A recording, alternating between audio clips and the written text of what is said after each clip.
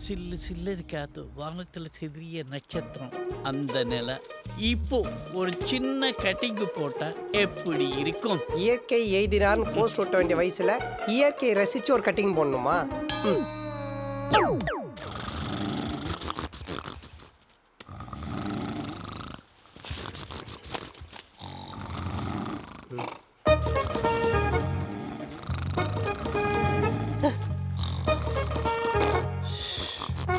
இந்த கொரட்டியில அந்தாக்ஷரி விளையாடுதுங்க. இது டொருல ஆரம்பிச்சா அது புருல முடியுது, அது புருல முடிச்சா அது டொருல ஆரம்பிக்குது. இங்க படுத்தா தூக்கம் வராது, காதுல இருந்து ரத்தம் தான் வரும். வெளியே போயிடலாம். ஒரு ஊர்ல ஒரு ராஜா இருந்தாரா. அவருக்கு குழந்தை யாருமே இல்லையே இல்ல. கவலையா. யாரு கதை சொல்லுது? அந்த ஊருக்கு நான் இங்க வேற ஊழ விடுது. என்ன பாட்டி, யாரு கதை சொல்றீங்க? பேரனுக்கு கதை சொல்லிட்டு இருக்கேப்பா.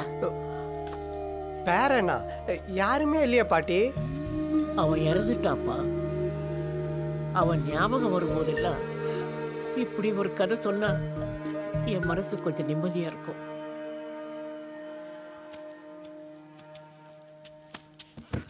என்ன பார்த்தவங்க எல்லாம் பைத்தியம்னு நினைக்கிறாங்க. யார் என்ன நினைச்சா எனக்கு என்ன? பாட்டி வருத்தப்படாதீங்க. இன்னில இருந்து என்ன உங்க பேரனா நினைச்சுங்க.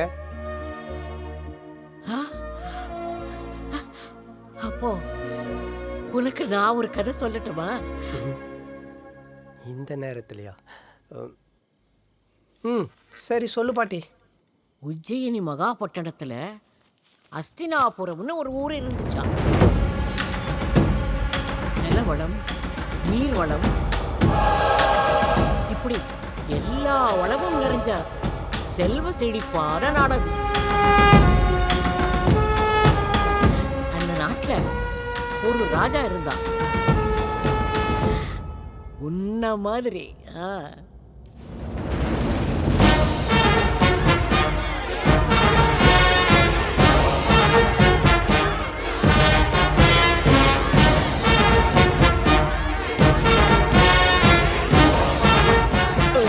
பார்த்து போடுமா, பூ கண்ணில் விடுதில்ல. ராஜான்னு சொன்ன உடனே நீ ரொம்ப பெருசா ஒன்று கற்பனை பண்ணிக்காத. அவனுக்கு வரவேற்பும் மேளதாளமும் கிடையாது, சிப்பாயிங்க கிடையாது, அவனுங்க ஒரு பல்லக்கு கூட கிடையாது.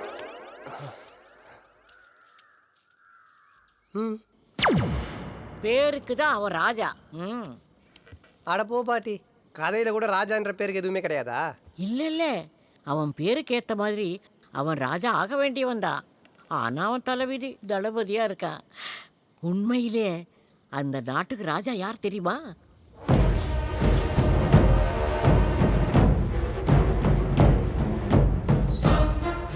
அமருங்க.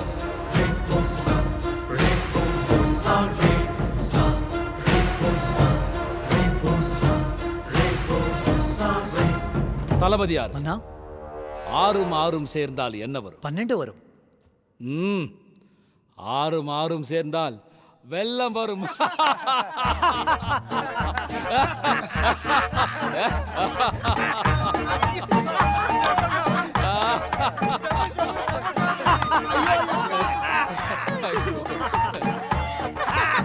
தளபதி யாரு?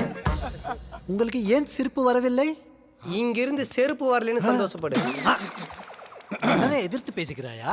ஏய் டயர் நக்கி, நான் உங்ககிட்ட தானே பேசிட்டு இருக்கேன். எதுக்கு மணரட்ட கோல் முட்டி விடுற? நிறுத்தம். குபீர் சிரிப்பை அடக்கிய குற்றத்திற்காக உன்னை இன்றே இந்த தளபதி பொறுப்பிலிருந்து நீக்குகிறேன். மன்னா, உனக்கு தண்டனை 3 நாட்கள் குதிரை சாணி அல்ல வேண்டும். குதிரை சாணி போடவில்லை என்றால் யானை சாணி அல்ல வேண்டும். டவுட் கேக்குறேன்னு வேலை டபுள் ஆக்கி விட்டான். மன்னா, இன்னொரு ஜோக் இருந்தா சொல்லுங்க, நான் கண்டிப்பா சிரிக்கிறேன். இதுவே என் கட்டளை, இதுவே என் சாசனம். சாணியை வாரி உன் மூஞ்சில தான் பூசணும். இது என்னடா நம்ம தூக்க வேண்டியிருக்குது? ஏப்பா உனக்கு தானே தண்டனை கொடுத்தாங்க, ஏன் தெரியல ஏன் வைக்கிற? இன்னும் வார வேண்டியது நிறைய இது. போ பேசாத. அதையே என் மோந்து பாக்குற. ராஜ்யத்தை ஆளவுண்ட நீ இப்படி சாணி அழுவதை பார்த்தால் அசிங்கமாக இருக்கிறது. இந்த மண்டை, இந்த தாடி, இதெல்லாம் உனக்கு அசிங்கமா தெரியல. நான் சாணி ஆள்றதா உனக்கு அசிங்கமா தெரியுது. பொட்டப்பா, இதெல்லாம் ஒரு கெட்டப்பா, பழைய சொட்டரெல்லாம் போட்டுக்கின்னு. சத்யராஜ் சார் கண்ணில் மட்டும் மாற்றாத செருப்பால் அடிப்பாரு. நான் என்ன பண்றதுப்பா, வளர மாட்டேன்னுப்பா. தாடியை வளர்த்து தலை மேலே போட்டுக்கோ, இல்லைன்னா தோ இந்த கூடைய கவுத்துன்னு சுத்து. அபாயமணி ஒலிக்கிறது. போர், போர், வெற்றி வேல், டேய், டேய், வீரவேல், சாமி தெரியுறியா? வீரவேல், டேய், வீரவேல். ஓடுகாலி பாயில ஓலை எடுத்துன்னு போற பாடா. டேய், ஈட்டிடா டேய். இவனுங்கெல்லாம் போர் வீரர்கள். என்ன ஆயிற்று அமைச்சரே? காளக்கையர்கள் நெருங்கி விட்டார்கள். கொடு. ஆளாளுக்கு பார்த்துனே இருந்தா பயமா தான் இருக்கும். எப்படி சண்டை செய்யலாம்னு டக்குன்னு யோசிங்க. வெட்டுக்கிளிகள் நிறைந்த காடும் காலக்கயிறுகள் கடந்த நாடும் நாசமாகிவிடும். யோ, ஏற்கனவே அவர் பயந்து போயிருக்கிறாரு, நீ வேற பயமுறுத்தி நிற்கிற. காலக்கயிறுகள் கொடூரமானவர்கள். கிழவிகள் குமரிகள் என பாரபட்சம் பார்க்காமல் கற்பழிப்பார்கள். உண்மையாகவா? ஏன் உண்மைன்னு தெரிஞ்சா போய் அவங்க டீம்ல சேர்ந்துலான்னு பாக்குறியா? போருக்கு முன்னாடி எருமாடு வெட்டுவாங்கல்ல, அதுக்கு பதில் உன்னை வெட்டுருவேன். அமைச்சர் பெருமக்களே, அவசரமாக அவை கூட வேண்டும். இது மன்னர் உத்தரவு என்று கூறுங்கள். மொட்டப்பா, காலகேயரின் படைகளை தடுத்து நிறுத்த உனக்கு எத்தனை வீரர்கள் வேண்டும்? அண்ணா, எனக்கு 500 வீரர்கள் போதும். ஆ, சண்டை வேணான்னு காலில் விழுந்து கெஞ்சிறதுக்கு எதுக்கு 500 பேரு? நீ ஒருத்தன் போனா பத்தாதா? வீரசிம்மா, உன் யோசனை ஏதாவது? மன்னா, எத்தனை 1000 படைகள் வந்தாலும் எனக்கு என்ன? உனக்கு என்ன? நீ எங்கன்னா ஓடி போய் ஒளிஞ்சுப்ப. முன்னாடி நின்று சண்டை போட போறது நாங்க தானே. முன்னாள் தளபதி. பின்ன என்ன பண்ணா? ஒரு படைக்கு பலமே தலைவன் தான். சரியான வியூகம் அமைத்து அவன் தலையை வெட்டி வீழ்த்தினால் அனைவரும் சிதறி ஓடப் போகிறார்கள். சபாஷ், அருமையான ஆலோசனை.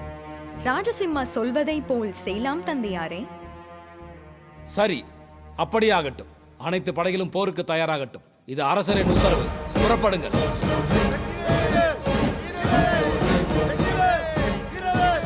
மொட்டப்பா, முதலில் மக்கள் அனைவரையும் பாதுகாப்பான இடத்திற்கு. இப்படி என் பொண்டாட்டி பிள்ளையெல்லாம் ஊருக்கு அனுப்பிச்சிட்டு வந்துடுறேன்பா. வரேன்பா. ஐயோ, நான் டேய், போய் கட்டி யோ, போட்டுன்னு யோ, வந்துடுறேன்ப்பா. குட்டமணி, அந்த வாயில் கதை சாத்த சொல்லையா? படாத இடத்துல பட்டுச்சுன்னா மூணாவது பொண்டாட்டி யார் இவனுங்கெல்லாம் பாப்பா வச்சுட்டு சொல்லிட்டு? கொண்டாயாத. இதோ வருகிறேன்.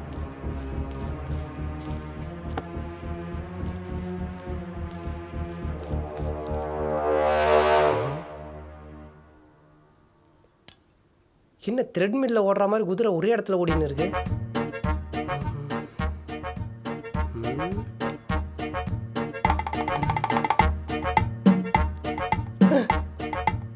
வானத்துல இருந்தெல்லாம் வருது.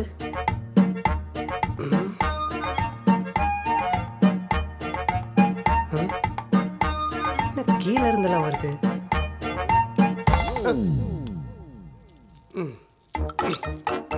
ஹார்ஸ் பிராண்ட் பைனாகுலர் புதுசு, குதிரை ஸ்டிக்கர் ஒட்டியது. இது கூட தெரியல இவனுங்களுக்கு.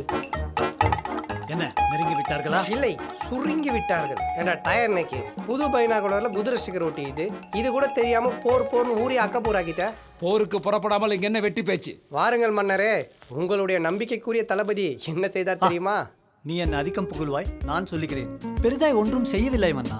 ஒரு மிரட்டல் கடிதம் எழுதி புறா மூலம் தூதி விட்டேன். புறமுதுக காட்டி ஓடி விட்டார்கள். மன்னா, அவன் பொய் சொல்றான். உண்மையை நானே பார்க்கிறேன். கொடு. மன்னா, ஒரு சரியான மக்கு. ஒருவரையுமே காணோமே. குதிரைகள் எங்கே போனது? மன்னா, அது இது. டேய், டேய். உன் புத்திசாலித்தனத்தை மெச்சினேன். எது ஸ்டிக்கர் புடிங்க வாயில போட்டுங்கதா? எதிரி மட்டும் அவன் கையிலே கிடைத்திருந்தால் மென்று துப்பி இருப்பான். நின்னுட்டான், எப்ப துப்ப போறான் தான் தெரியல. நீ இந்த பக்கம் வா. சரி, நீ இந்த பக்கம் வாங்க. வீரரே, உன் வீர தீர செயலுக்காக, உன் வீரத்தை கண்டு எதிரிகள் அஞ்சி ஓடியதற்காக எனக்கு பிறகு இந்த நாட்டை ஆளும் பொறுப்பை உன் கையில் ஒப்படைக்கிறேன். நாளையே முடிசூட்டும் விழா. தயாராக இரு. வாழ் மன்னா. மன்னா, இப்பெல்லாம் நல்லவங்களுக்கு காலமே இல்லை பாட்டி. பொய் சொல்றவன், ஏமாத்துறவன், திருடுறவன், இவனுக்கு தான் நல்லா இருக்கானுங்க.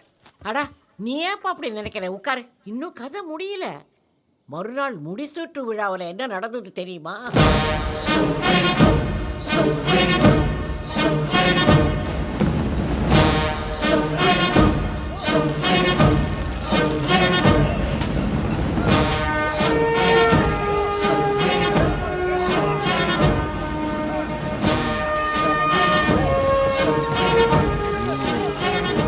ஏற்பாடெல்லாம் யாரும்? வந்தாமன். கட்டவுட் எப்படி? பிரம்மாண்டம், பிரம்மாண்டம், பிரம்மாண்டம், மிக பிரம்மாண்டம்.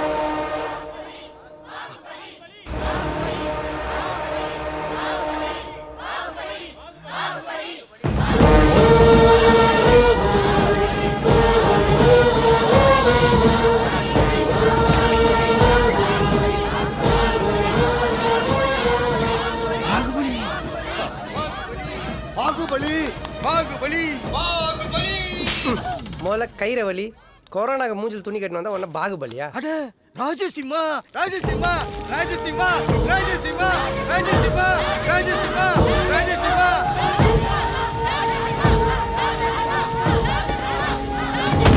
ராஜசிம்மா சபாஸ் சபாஸ். அருமை.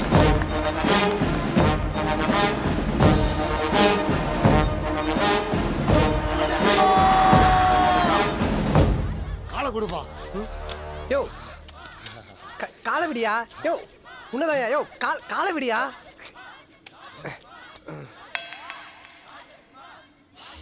ஐயே என்னப்பா நாத்தடிக்குது? யோ நானே சாணி மிரிச்சிட்டு எங்க தடவலான்னு பார்த்துருந்தா நீயே காலை தூக்கி பாறாங்கல் மாதிரி உன் மண்டையில பூசிக்கிற.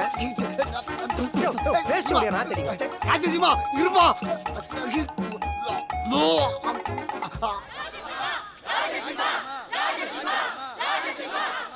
மன்னா ஒரு வேண்டுகோள். சொல் ராசிம்மா. சாணி அடிக்கிற மூஞ்சிகள்லாம் சந்துக்கு சந்து கட் அவுட்டும் பேனர் வைக்கிறதுனால போற வர பொதுமக்களுக்கு உயிர் பலி ஏற்படுது. இனி நம்ம ஆட்சியில பேனர் கட் அவுட் வைக்கிறத தடை செய்யணும் மன்னா. அதுவும் இல்லாம நல்லாட்சிக்கு விளம்பரம் தேவையில்லை. மக்களுடைய உயிரை காப்பதுதான் மன்னருடைய கடமை. அதை என்னிடத்திலிருந்து நிறைவேற்றி விட்டாய். பலே ராஜசிம்மா பலே. மழை வரப்போல் இருக்கிறது. முதல் முடிசுத்து விலை முடித்து விடலாமா? பொறும் ராஜசிம்மா வா.